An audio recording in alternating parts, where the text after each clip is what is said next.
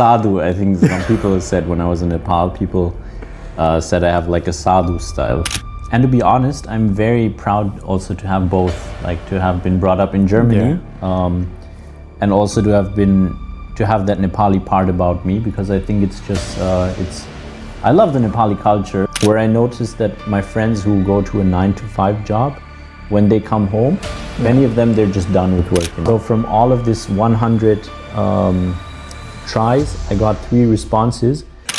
How will the AI affect, how do you think, have you thought about that? Yeah. So that's how you should always keep your mentality so positive and also strong. And so both our credit cards were in minus. So when we were standing at the gas station to fill the gas in our car, it was empty. What would you do if you have all the money? If you don't have to think about how am I going to pay my bills, if I could just do what I'm most passionate about and money doesn't matter, what would you do?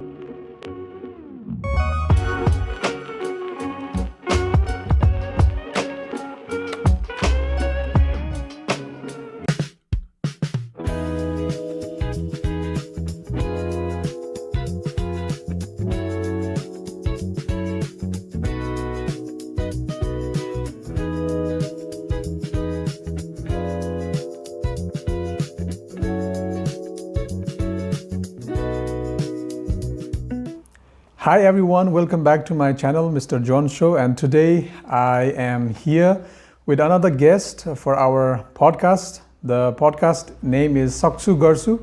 I would like to clarify to our guest, Saksu in Nepali is I can do it, and Garsu is I will do it. So it's basically the podcast for the people who try to, have positive mindset and say, I will do it, I can do it. And I want to bring those kinds of guests.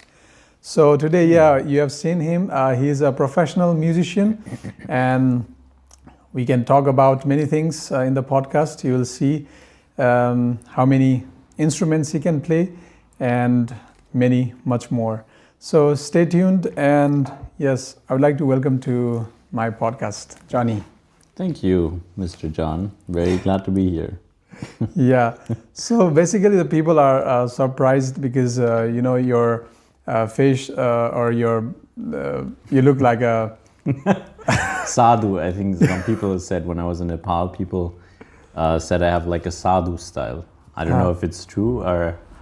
What did you want to say? Sorry, I interrupted you. I just wanted to say that people would be like, we are talking English, but because you can also look like Nepali.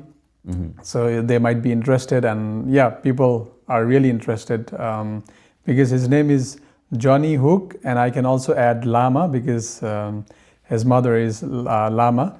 So I just like to start from your Nepali origin thing.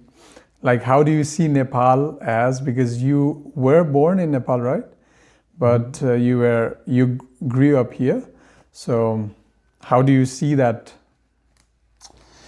Yeah, I am by my blood, originally, ethnicity-wise, I am Nepali fully, because my first father, he was Nepali, and my mom is also Nepali, but my first father, he passed away when I was very young, so I never met him when I was 1 year old. And so then when I have a German father now. Mm-hmm. He's my stepdad, but he is like my real dad because I grew up with him, and he also loves me with all his heart, and I love him with all my heart. So it doesn't feel like he's my stepdad. It feels like he's my real dad. Yeah. But he came into my life when I was, I think, 3 or 4 years old. So my mom and me, we used to live in India until I was 4 years old. And then my mom met the German missionary. He was a missionary in Nepal and India. And so he took our family, he took me and my mom to Germany. They got married there, and so I grew up with him. But that's why by blood I am Nepali fully. But my thinking and my upbringing was pretty much in Germany. Yeah, so I'm also like, people find it really amazing that how, even though the origin is Nepali, but your thinking style or your upbringing was here. So yeah, how do you, my question is, how do you see Nepal as your childhood? How do you see Nepal?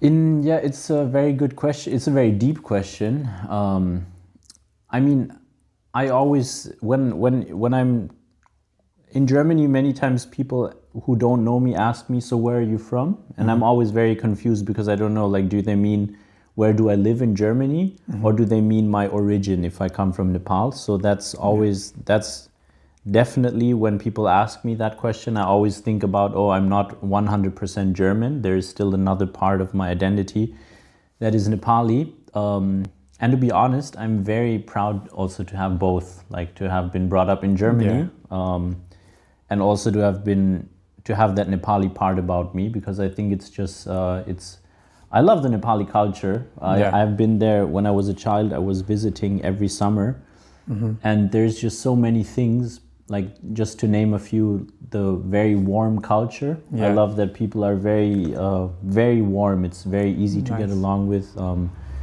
And people are in Germany, people are more work oriented, I feel like. Not everyone, but the culture is more work and goal oriented. And in Nepal, it's very relationship oriented. So that's something that I really admire about the Nepali culture. And that's something I think I also have many people say that about me, that it's, I like to rather hang out with people and just really have a good time with people. And I think that's something that I'm proud of from the Nepali culture. So I just want to also quickly start up with the musical journey, because it's so cool that you play so many musical instruments. Just now, before the podcast, they were recording one song in the background, and that's for Christmas. And we'll talk about it more. And that should be also one of kind of advertisement for your upcoming projects and everything. Tell me about your musical journey. When at what age did you start, and what was your inspiration for that? So like you said earlier, my profession is a musician now, but I play many different instruments at the moment. So when people ask me what's your main instrument, I did start with piano. So when I was 6 years old, we had a piano in our house. My German father, he inherited a piano from his mother. So there was a piano, and I was very lucky that my parents decided to they had a friend. So it wasn't like official piano lessons, but a friend of my mom, she taught me how to play the basics of piano. And I really liked it, because I think it was a very, my best friend was also learning piano, so both of us were learning at the same time, so I think that really helped. And then from class 5 onwards, I started really, I had an official piano teacher. My parents also paid for piano lessons. And so from the 5th class onward, my piano teacher, I had real piano lessons in classical, a classical education. And I think when I was 14 or 15, I think that's a very crucial time for many youths, where people start questioning, like, what is my identity? Who am I?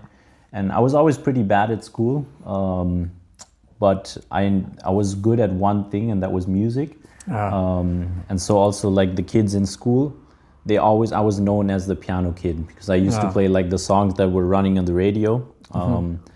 And so people always knew me as, he's the piano guy. And so that gave me so much identity. And I think also with 14, 15, that was like the first time that I realized, okay, this should always be a part of my life, and I want to play music as a profession later on, even though I didn't know what that would look like. Like, I had no idea what that means. But also my classical piano teacher, he started really pushing me into a direction that I should do a classical career. And in the end, I think it wasn't the best thing for me, because now I actually studied jazz music. This is going to be very specific. But so if you learn classical, it's all about reading notation, and it's a very structured way of approaching music.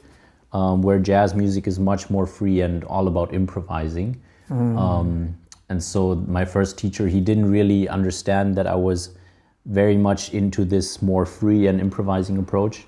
Okay. And so later on, I changed the teacher, and yeah, it just always stuck with me. And for some reason, I ended up. That's cool. Yeah. So it basically started from the age of 6. Yeah, I would say so. Yeah.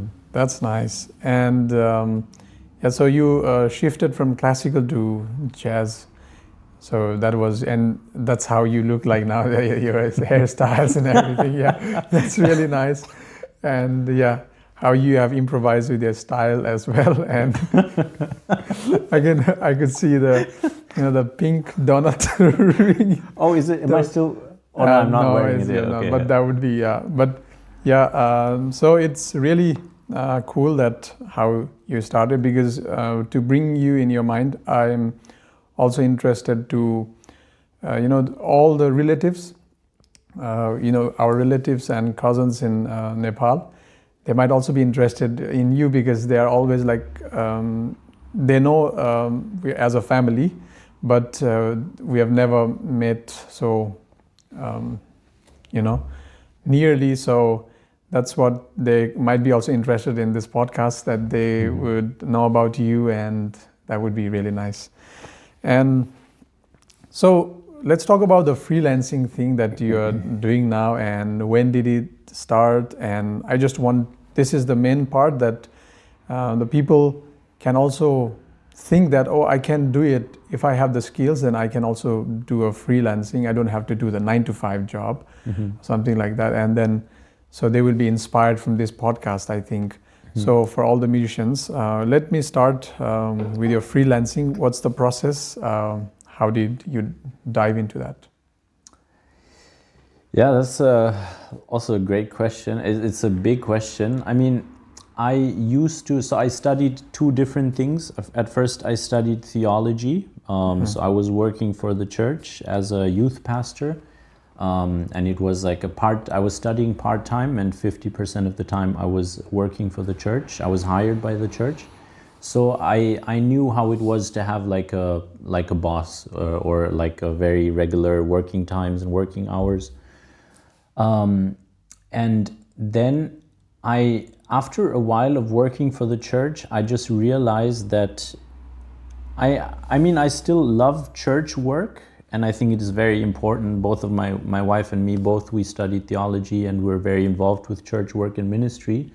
But I did not want to do it as a paid job anymore, because I felt like it also, when I do ministry, I don't want to be paid for it, but I want to do it because I just want to give freely. And it's not something, it felt like I was being hired to be a Christian, because in a way, it might sound weird, but like in German we say Berufschrist, or like a professional Christian, in a way, like a Christian by profession. So it just wasn't for me,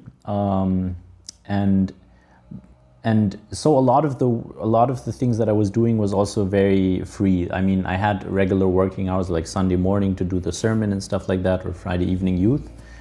But I was used to working by myself and making my own schedules. And so the second big passion that I had, apart from church and God, was music. And so, and that was the second thing that I studied. After theology, I also studied music.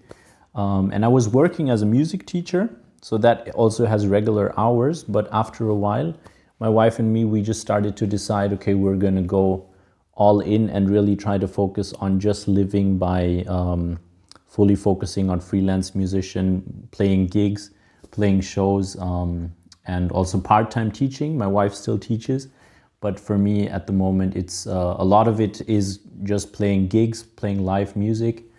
On the one hand side, I'm a sideman, so I play different instruments when people hire me just as an instrumentalist. Yeah. So like I'm hired as a bassist or a drummer. Yeah.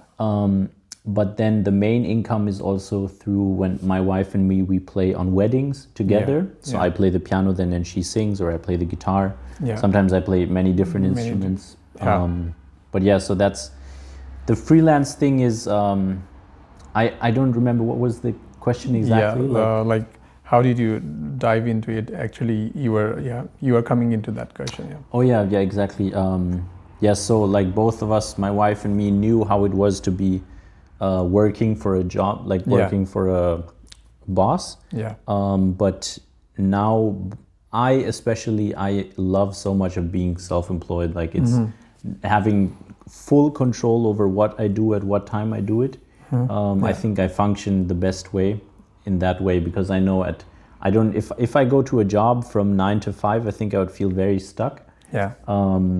Because I'm a type of guy, when I get into a working flow, even though it's at night, sometimes, when I start working, editing a video, music video, I could work from 8 until 3, 4 o'clock in the morning.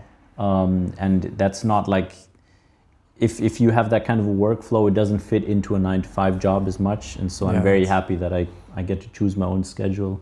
That's nice. Yeah. So how supportive, like as you said that your wife and you both are in this sector, so it's obviously supportive type of culture.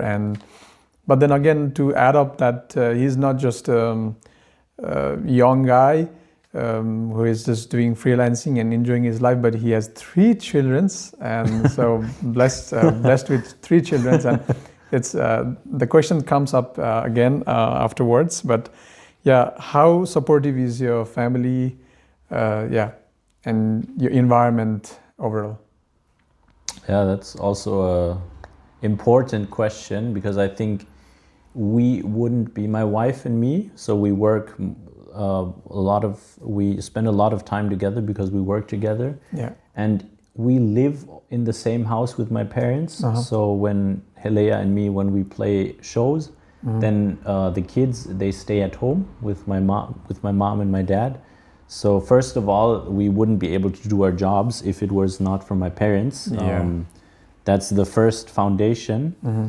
And second of all, we also, when we play shows, we actually communicate to the people, hey, we might also bring one of our kids, because the 2 older kids, they can stay at home, but we have a 1-year-old baby. And so the last shows, we always made sure that we can bring the baby, and we also have an extra babysitter to come with us. So other people would say it's quite a hassle because we have 2 kids at home. We need a babysitter for at home, and we need an extra babysitter to come with us to the show. But yeah, we have our trusted people now. Managed. So, but we're fully dependent on our environment. Otherwise, if we didn't have support, we wouldn't be able to do the job. Yeah, that's So to talk about so what are the challenges in this freelancing thing? We just talk about the opportunities are like you have your free time. You can decide when to wake up, when to sleep, and you're not controlled. So that's obviously the opportunities. And if you like to say any other good part of this freelancing, and also the challenges, especially the challenges. Yeah, so I can talk about both. And I will start with the challenges. Okay. In German, we have this word for freelancing. It's called selbstständig. So I'll explain that, because in English it doesn't make so much sense. But I like the word in German because it means selbst. So it means yourself. And ständig means like, do you know what it means actually? Yeah. You're learning German, so do you know? Ständig is like being active in that thing. Yeah, exactly. Like ständig is like always, basically. Always, yeah. So it means selbstständig means you're working by yourself, and ständig, it means always. So I think that sums it up pretty well. Where I noticed that my friends who go to a 9 to 5 job, when they come home, many of them, they're just done with work, They just like there's, if you do manual labor, like working with like on a construction site, you get home and you're done. Work is finished. But for me, it's just, I literally am always thinking about work. It's also a personality thing. I think it is a personality thing. And it can be a blessing, but it can also be really tough because it's really hard just to relax. I'll give you an example. It's very interesting. Like we just did a video shoot. We were shooting a music video in this room before we started the podcast.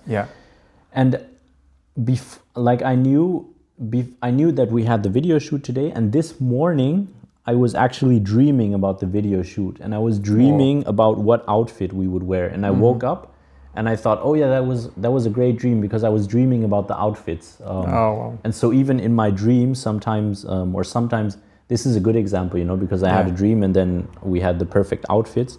But sometimes when I go to bed, I can't sleep because I'm still thinking about work. I'm still thinking about, oh, what could I have done differently? Or tomorrow is this big video shoot. What am I going to wear? How are we going to make the sound good? Is everything going to work out? So these are really the challenges that I'm constantly thinking about work. Okay, yeah, exactly. That's the biggest challenge, I think. Apart from obviously if you have 3 kids, I mean, I think anyone with 3 kids, with 3 little kids under the age of 6 will understand that it's very time consuming. And both of us, but that's actually the blessing, because we are self-employed. We can spend a lot of time with our kids, and I have other guy friends. They go to work. Like one of my guy friends, he wakes up at 4:30 in the morning. He has to drive to work for 1.5 hours. Actually even more, like 2 hours. And then he comes back home at 7. And so he basically only sees his kids in the evening just to bring them to bed. And so I would say that's a huge advantage, that in our position, I get to see my kids. I get to really focus on them, really educate them, and really have a lot of time with them. And I love that about my job, Yeah, that's nice, yeah. So, So how do you, my next question is, how do you try to find the contacts, or how do you do your networkings in your freelancing thing? So that would be also one of the interesting things for the listeners. And so how do you find the networks? Yeah, that's also a great question. I mean, I think there's 2 things that I want to answer the question with.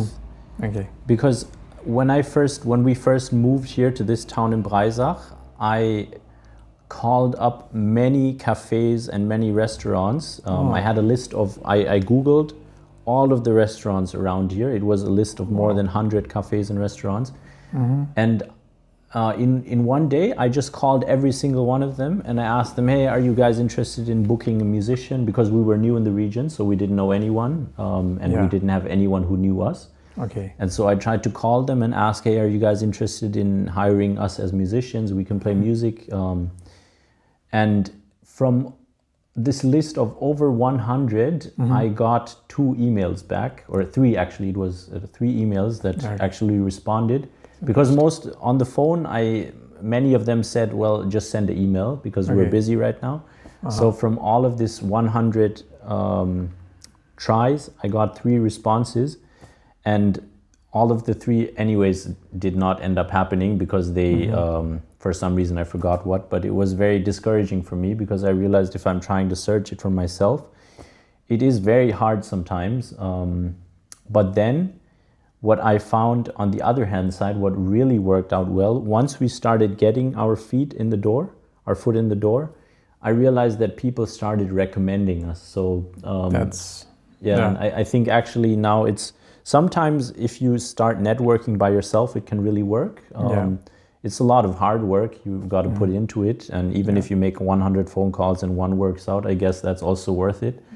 But for us, that approach didn't work out as well. But what works out really well at the moment is that people, when we play live and someone likes it from the 100 people who see it, and they ask the person who's in charge, hey, who are these guys? And so now it's by mouth.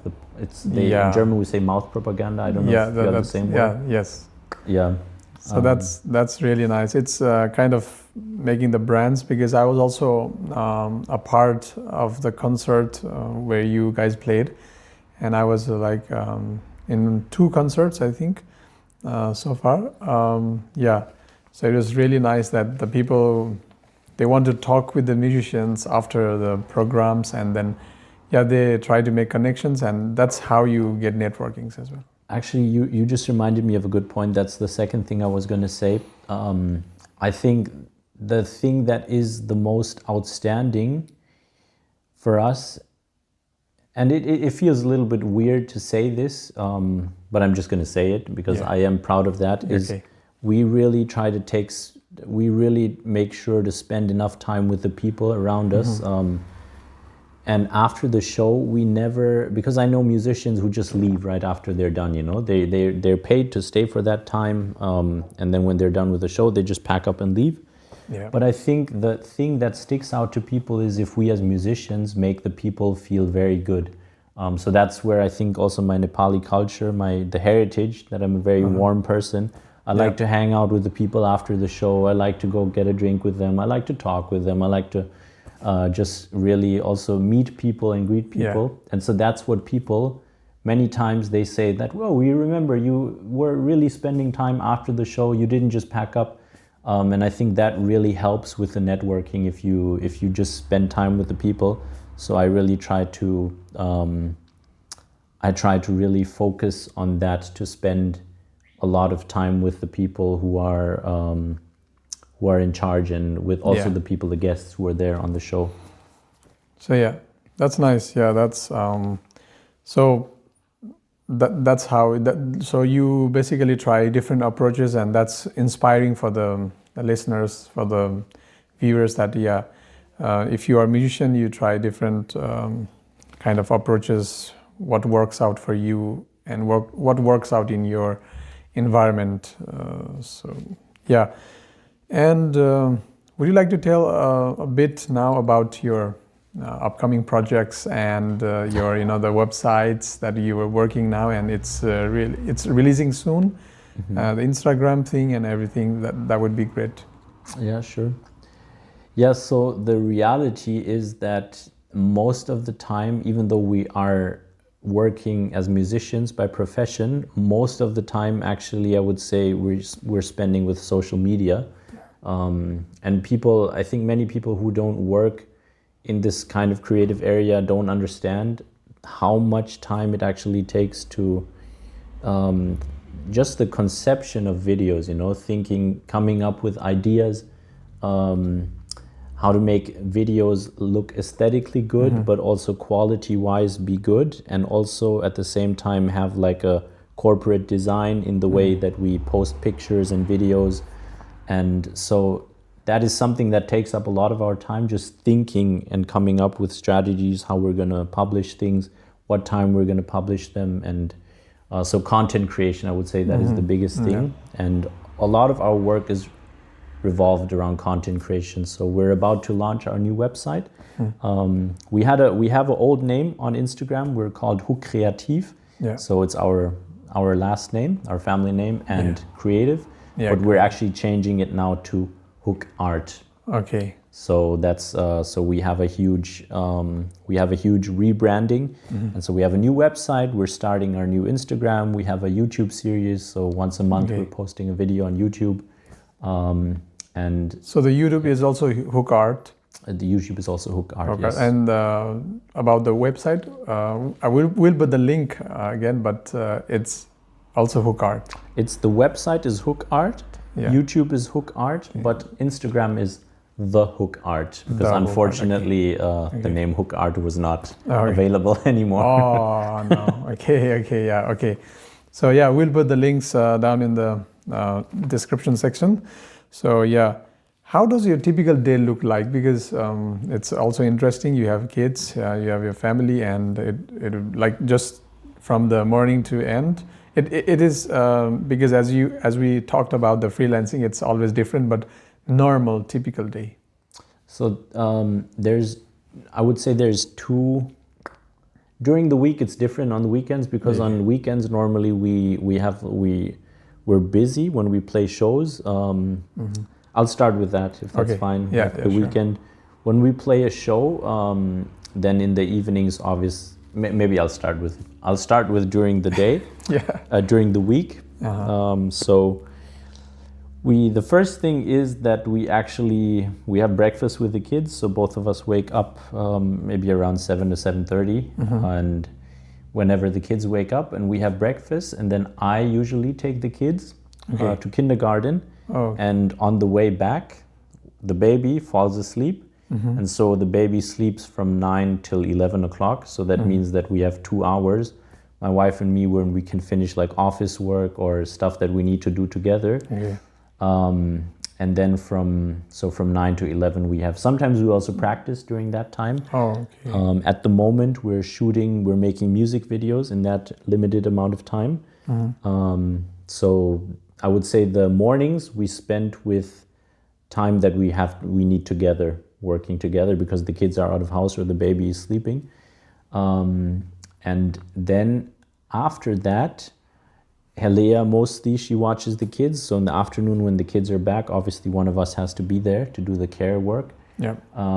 But then I go down and to the studio. We have a studio in the basement. Yeah.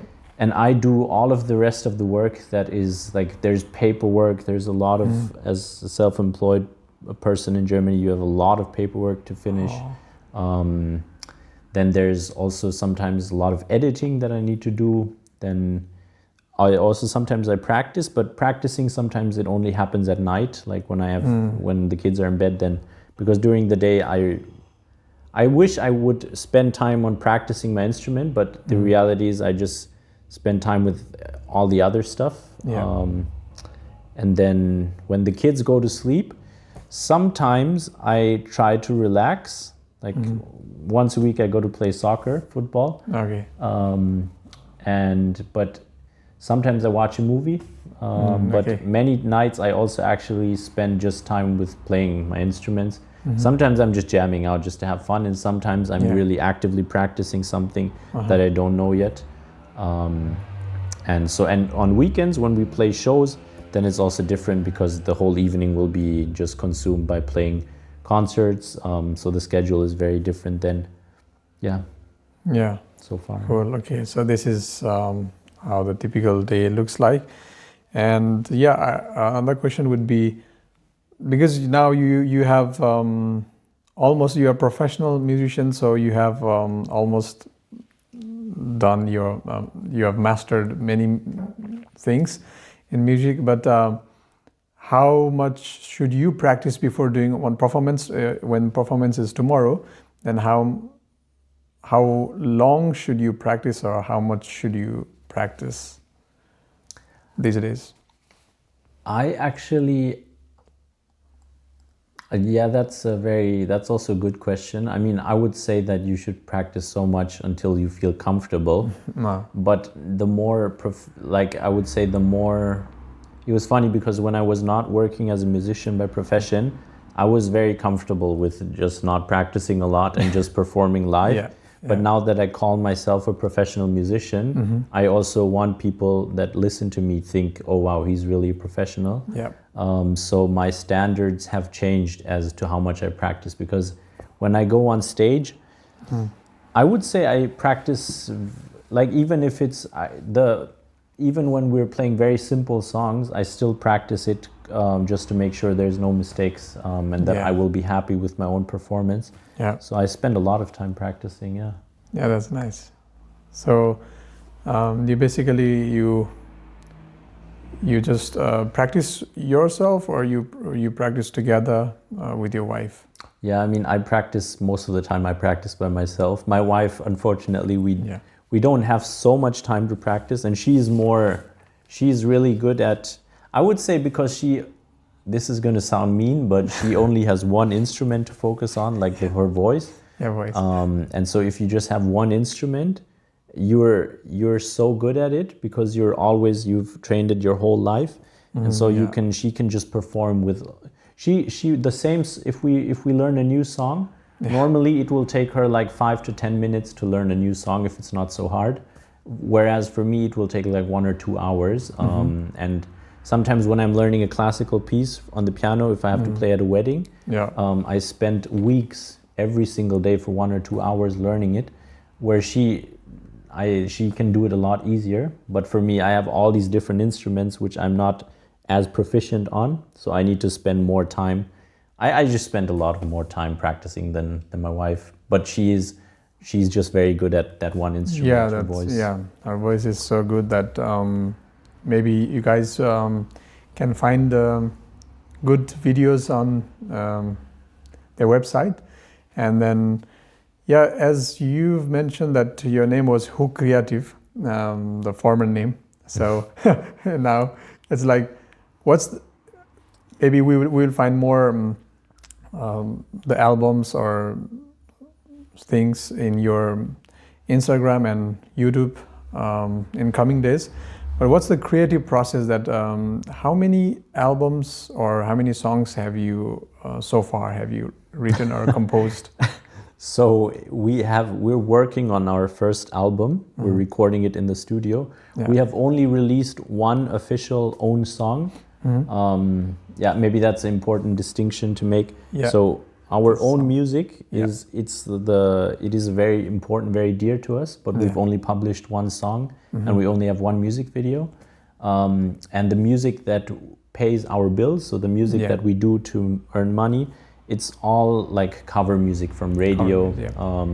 And so we've published many videos on social media, but it's not like, we don't put in a lot of thought, and we don't put in as much energy and creative time into that.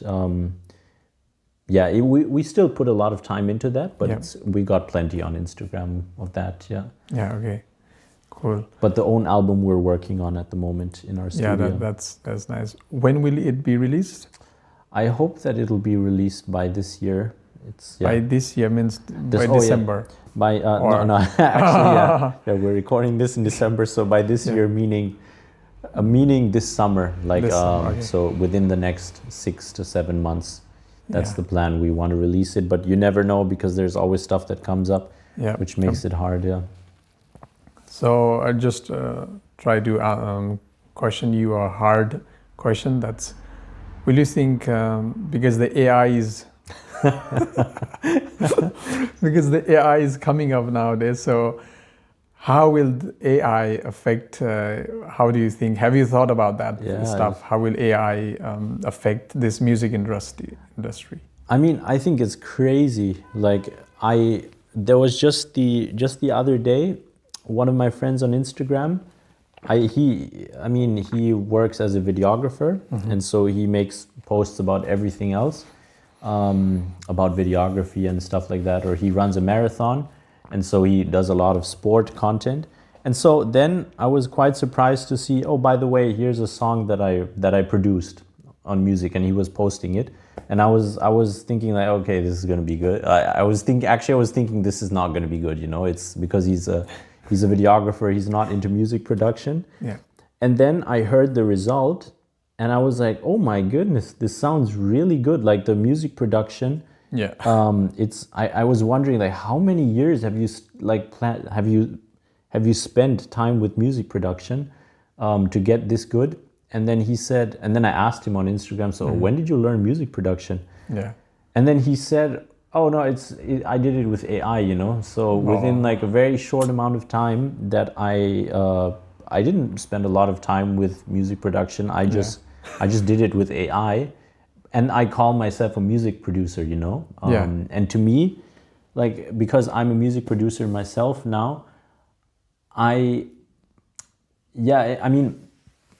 think people who don't understand how this music production thing works, they just think, oh my goodness, this must be a really good music producer. And I think he actually just did it with AI, so he does not have the skills that it takes to be a music producer.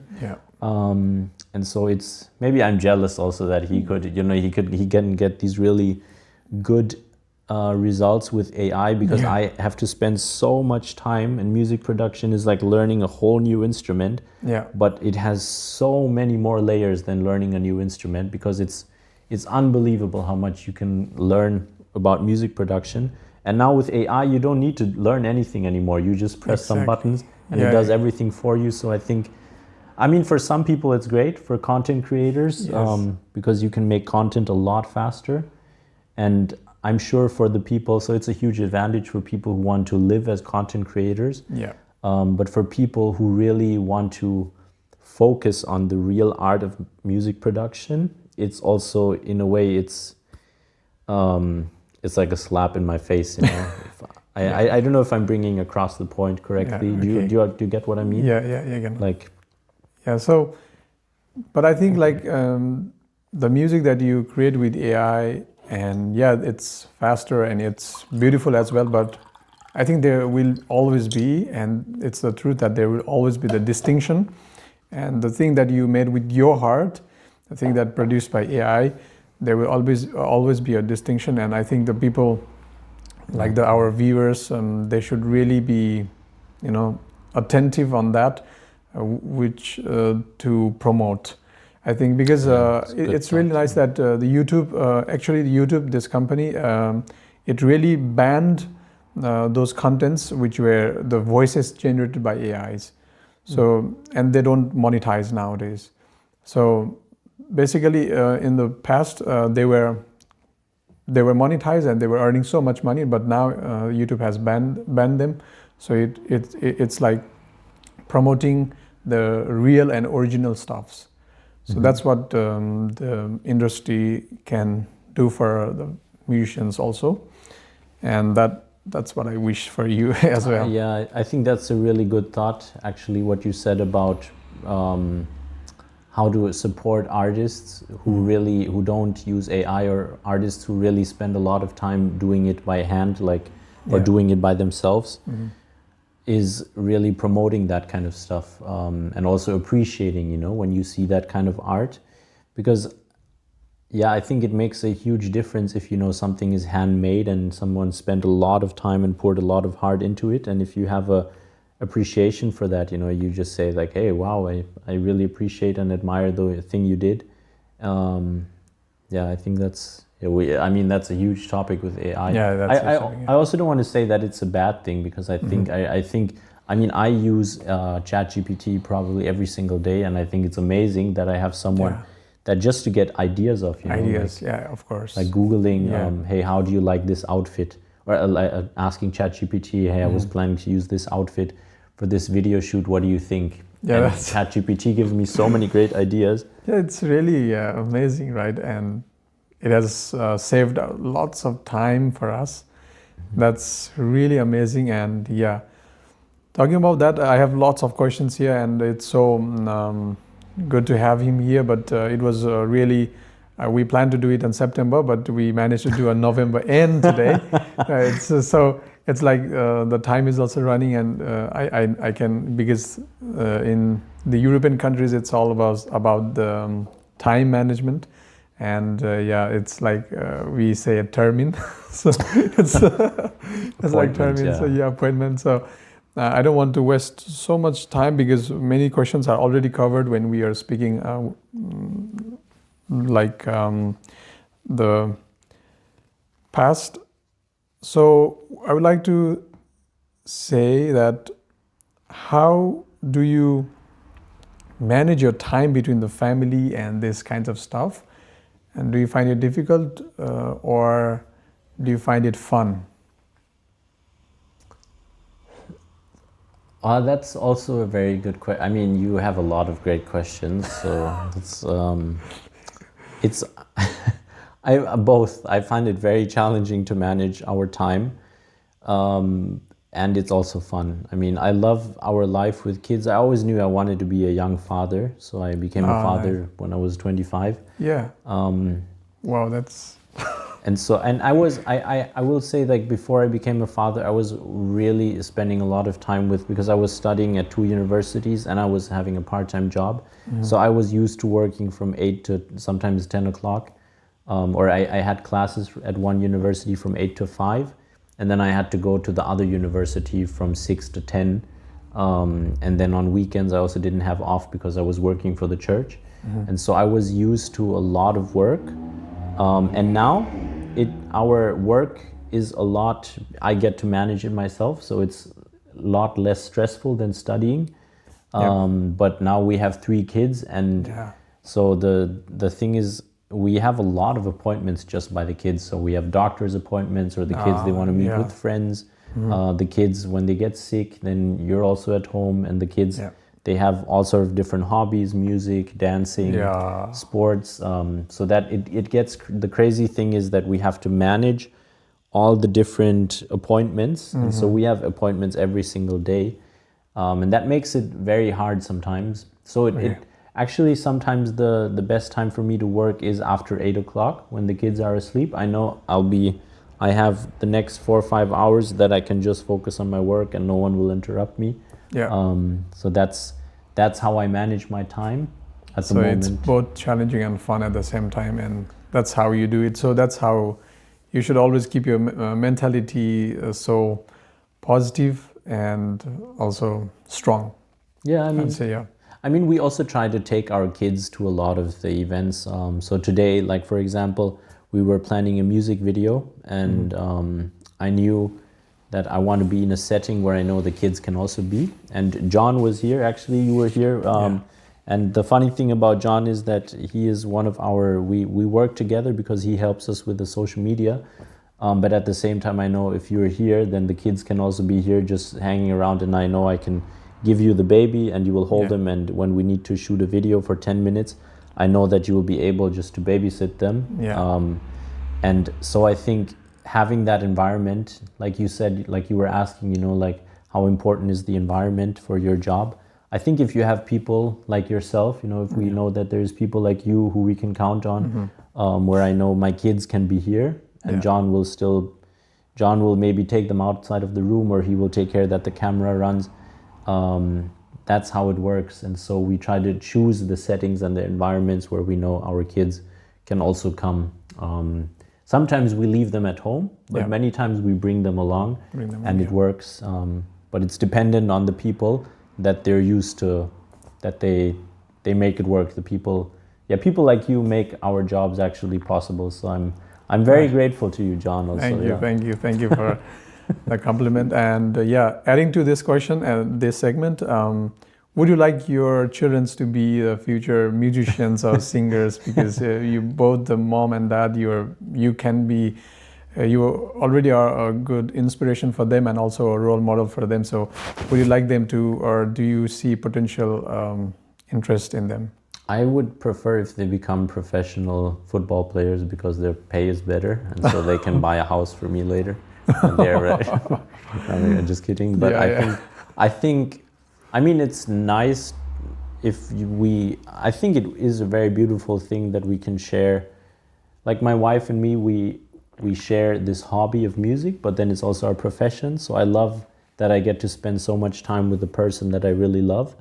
And so if I had that with my kids, I would love to be on stage with them when they grow older. And we're also trying to really slowly introduce the kids to music and also support them when they're open. But if they say like, hey, I'm not interested in this, I really want to be a dancer, that's also arts, but I really want to go into business or something very different, or I want to be a lawyer or a doctor, then I would say, sure thing, go ahead. If that's your passion, then but I would love if my kids became professional musicians. I think that would be really cool. I love about the culture here that they really make their children free to choose their passions, and also they don't beat them like in Nepal. So it's like, even though they are doing so many like naughty things and like so they are shouting so much, but it's totally free. And it's actually the other way around, because I heard from many people in Nepal from the upbringing that the parents wanted their kids to be lawyers or doctors or business guy. Yeah, that's where I was going to, Okay, and for me it's the exact opposite way. I want my kid to be an artist or like a dancer or an actor. And for me, because I'm an artist myself, it would be very unusual if my kids wanted to become like one of those three professions, doctor, lawyer, or business guy. But if they want to do that, then we will support them. I hope we will support them in the best way possible. That's nice. Yeah, I wish all the best for your children and for their futures. And talking about the next segment is about it's a kind of deep question. We are really near to the end. And at the end, we have this rapid fire round that would be really nice for you to choose. But now the deep question is that, people always see the success, what you are right now, but they don't see the practices, how much effort, how much practices that you really have put in the past. So how do you see your phase? How hard, what was your, like, the toughest situations? Did you struggle for this career, or it was like smooth, or how was it? I'm gonna bring in like a very spiritual aspect into the question, if that's fine. Yeah, sure. Because I think both Helea and me are very strong believers, first of all, in God, but also that God has a very specific plan for us in our lives. I think there's also a lot of freedom in the choices we make, so I don't think that God says, oh, this is the one exact way I have for you.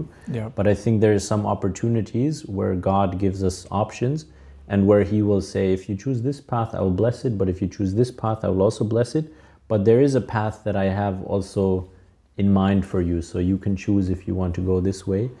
And so I feel like several times in our lives, God actually gave us very clear hints or signals that we were supposed to go this way of self-employed musicians.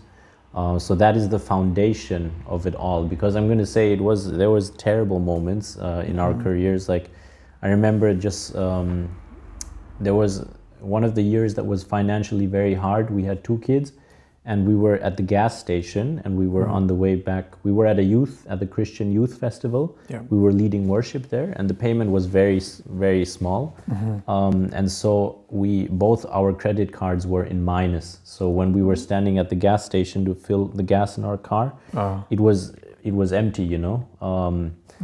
And so I didn't know, like, how are we going to get back home? We were 500 kilometers away from home. And then we had to call one of the technicians from the youth ministry. We had to call him, and he had to loan us the money. He had to pay the gas for us so that we could go back home.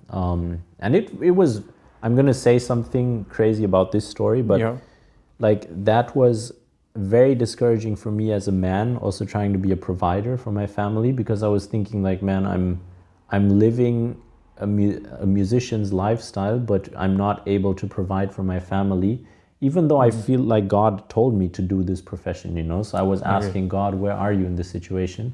And then within the next 2 days after this happened, of being very discouraged, we actually some random person that we barely knew them. We had met them at that youth conference, and they donated 500 euro on our bank account.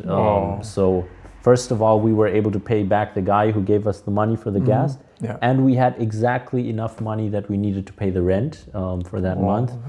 And so and we've had several situations like that. And is it fine if I give one other example? Yeah, sure. Like when our car broke down, we had a big car, and we were not able, when it broke down, we just were not able to buy a new one, first of all, because it's expensive. And second of all, we were not able to drive to concerts anymore because we have a lot of equipment. And so we were asking God, like, hey, how are we supposed to do our jobs now, you know, without a car? Also with the kids is also a challenge without a car.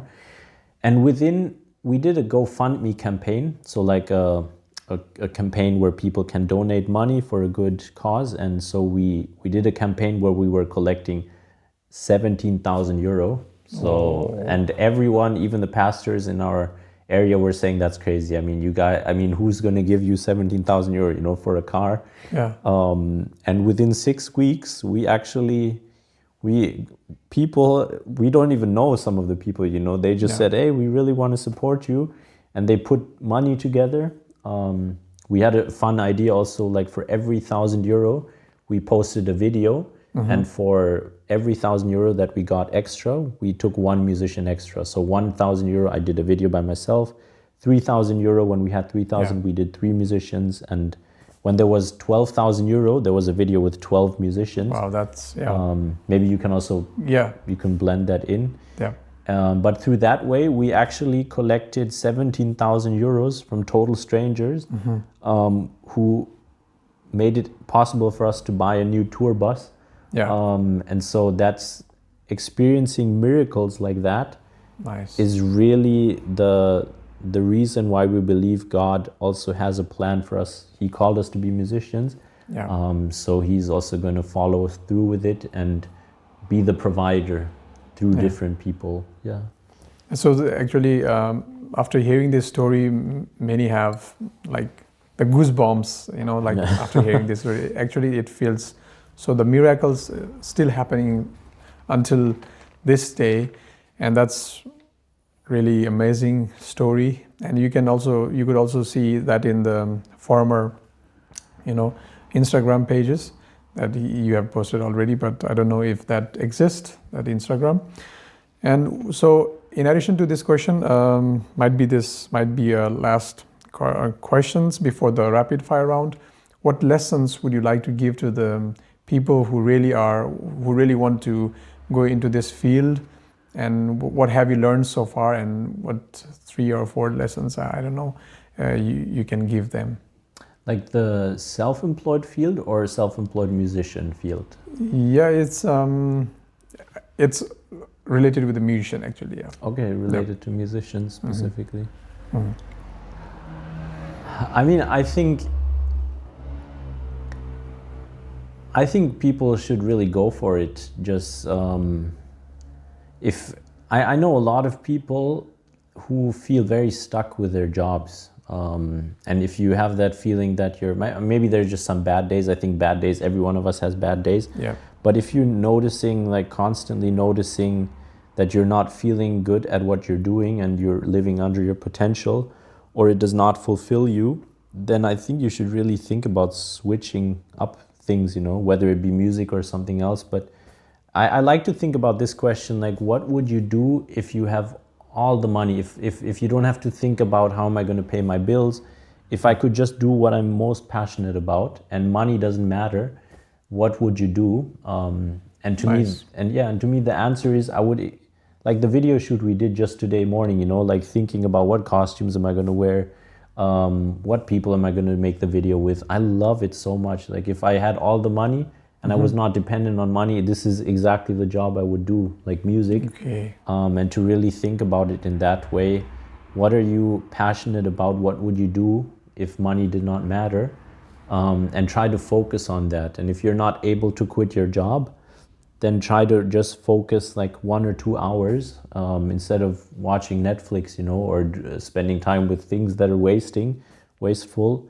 Really try to start focusing on the things that you're very passionate about. And I think if you spend long enough time with it, you can start making money from that, Can I just share a very funny story? Yeah, sure.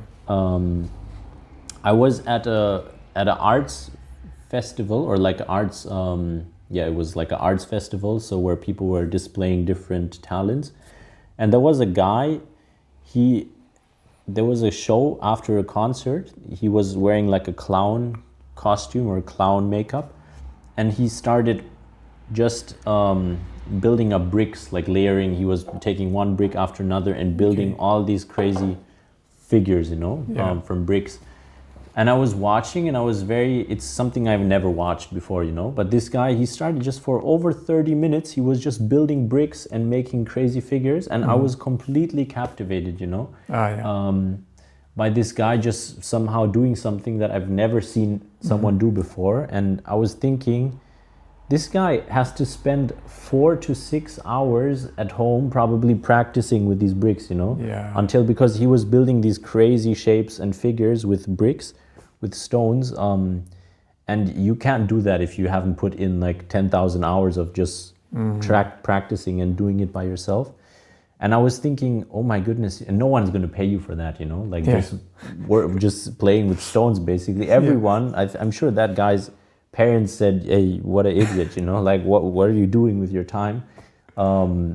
It's not something like music or arts, it's playing it's layering bricks. But if this guy is so passionate about it, and now he's made a living with it, because I actually got to meet and find out who the person is, and he makes a living by just doing these tricks and stunts with bricks. So if it's possible for a guy with that kind of a hobby to make money from it, then I think anything is possible. Yeah. And then I think with music, then it's not as hard. to make a living, as people think. Yeah. Sorry to say that, but I told this was the last question, but I would like to add one more last question before, and that's gonna be the last, actual last. Where do you see yourself in 5 years? This is a bit the normal question. Yeah, that's, I mean, that's a great question. I hope we will have 4 kids by the time, because Wow. I'm going to be very honest. I just like to have kids around. So, and also I wish that I will be able to do the same job that I'm doing at the moment, like be a musician. I hope that we will have more things published, like our own album. I think Yeah. I wish that we will have several albums out, Yeah. but basically I really hope that I'm still able to do this job. You never know, maybe your health tomorrow it deteriorates and things might change. So if I'm able to do the same job and really make a good living Yep. from it and be able to provide for my family so that we feel healthy or that we feel good, that we don't feel like we're struggling financially. Yeah. I hope then that would be my goal, to do the same thing that I'm doing at the moment. Yeah. Nice. Yeah, that's a simple question because we never know after. We don't know what happens after 5 minutes, but it's always the planning or the vision that we see that always motivates us to go forward in life. So I just want to it might be so interesting that when we see this podcast after 5 years, that should be also one of the we made this this far. So that's my goal every time that I make podcasts or I shoot my vlogs, anything. So yeah, now we move on to the rapid fire round, and let's see about his personality maybe. Okay, we'll begin with morning or night studio sessions. Or night studio sessions, definitely. Yeah, coffee or beer. Oh, you're trying to trick me, huh? I have supporters. So the majority of the people are watching from Nepal, eh? Yeah. So in Nepal, it would be coffee, but now that we're in Germany, I do like to drink beer. Yeah, okay. But it's like in German, it's so normal that I think the people in Nepal also are also now fully able to understand what's in the foreign countries. Yeah. I enjoy both beverages, let's say it like that. Yeah. First instrument that you have ever played? Piano. Favorite German city to perform in? Frankfurt. Wow. Best genre? Jazz. Yeah. One artist that you would love to collaborate? Probably Jacob Collier. I mean, there's many, but Jacob Collier. Yeah, probably. Okay. Best chord or your best scale in music? Best skill in music. Yeah. Oh. I mean the chord. The chord. The chord. I mean the scale. Chord. Oh, okay. Yeah. A B C D. Yeah, the C major scale. C major. It's very simple, but it's I like to play everything in C. I mean, I like to play stuff in C. You have on a keyboard, you can press the transpose button, so you can play everything in C, and then it's the easiest. Yeah. Yeah. Nice. And then just hit transpose. Yeah. Cool. If your life were a song title, what would it be? Ooh. Oh man, I thought it was like a fast round. That's like a very deep round also. Just like boom, but yeah, it's a bit deep. Just like right now. Talking about now. Let me just think about that one. I guess "Help Me Find My Own Flame." It's a worship song actually, by Will Regan. And it's I think the title speaks for itself. Help me find my own flame. You can go check out the song. It's a great song. Wow, nice. So dream venue to perform at? I would say the Jazz Keller in Frankfurt, because that's the place where I first went to. I'm supposed to do like sit fast. Yeah. But yeah, you can also add up something. Yeah, I can add, because that's the first time where when I first heard jazz, when I first moved to Frankfurt, and that was the first places where I saw all these big jazz musicians perform. and where I went to my first jazz sessions, and I've never been like the session opener in that place, but that would be like such a privilege to be the guy who opens the jazz session there in the Jazz Keller Frankfurt. It's just a very special place to me. It's not a big place, but it would be special. Yeah. Okay, the next question is, describe your wife in one word. Hot. Yeah. Oh, okay. Or like fiery. Yeah. Okay. Okay. Maybe they fit together. Fiery, hot. Yeah. Yeah. Passionate. Your favorite German word or sentence? Because that's what I really am fascinated. I really like the word in German, like it's schön, dass du da bist. It's what I really love. So do you have anything like that? I've never thought about that, but that's a great question.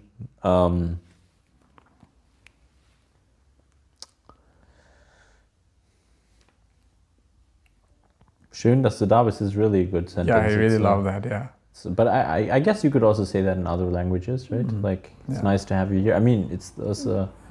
Is there like a specific German... Do you think of anything specific German that you're not able to express in any other language? Is there anything that comes to your mind?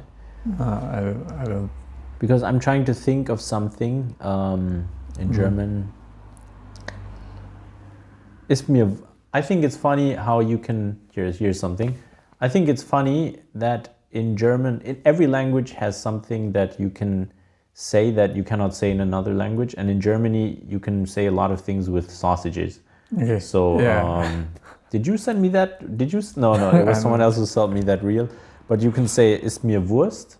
So, it's sausage. In German, in English, it means it's sausage. So, it means I don't care. But you can also say, you can say so many things with Wurst. Okay. So that's something very German. Okay, nice. So your best favorite song? Oh my goodness. Yeah. I like Coldplay, the band. Coldplay. Nice. I really like Paradise, the song. Nice. Yeah. I like many songs, but that's something that I definitely love. That song, yeah. Yeah. So by this question, we are at the end of the podcast, and thank you for watching, everyone. And I would like to give this time again. Would you like to say something to our viewers or to anyone, dedicating something to anyone? And yeah. If I want to dedicate anything, I think I said a lot of things, but yeah, I think I would like to, if for anyone who's listening, who is thinking about being self-employed, or if we should take that chance, I think you should really, I think it's worth it, and if you're not able to, sometimes the situation does not allow to quit your full-time job, but then really try to think of ways how you can start with 10 minutes a day, Just start implementing a small amount of time dedicated. Actually, I would say 20 minutes. That's the best. That's the technique that I use for practicing. I set a timer. It's called the Pomodoro technique. Oh, nice. And so it's just set it to 20 minutes and make sure you're really doing that one thing for 20 minutes that you're wanting to do. So nice. Whether it's practicing or whether it's even just writing an essay or something, like you can use that for anything. But make sure that you really put off your phone and focus 20 minutes on the thing. And then after that, you can take a break. But if you don't have more time, I think anyone can work out 20 minutes a day. Yeah. And then at least you're taking very small steps. And as time progresses, I think you realize, it's so motivating that you can just spend more time adding more of these 20-minute blocks. So that has really helped me. And I think that's the best way for people who are thinking to get started with something like self-employment. Just start with 20 minutes a day and add up. Yeah. That's really nice. Thank you for coming to our podcast. And I would like to thank all of you for watching till the end, if you are till the end. And so I would like you to visit Nepal in the future with your with your 4 children. It's really hard because it costs really so much money into it and also time. But visiting Nepal could be one of the refreshment for you. And Can we do something like Nepali tradition? We say namaste. So yeah. So in our culture we say Jaimasi also, but in general Nepali culture we say namaste. So yeah. Thank you, everyone. We'll see in the next podcast. This is the 7th episode, and we will bring more interesting and new guests. And I would actually love to also talk with his wife maybe in the future podcast if we have time. So thank you, everyone, and stay tuned. Like, share, and subscribe.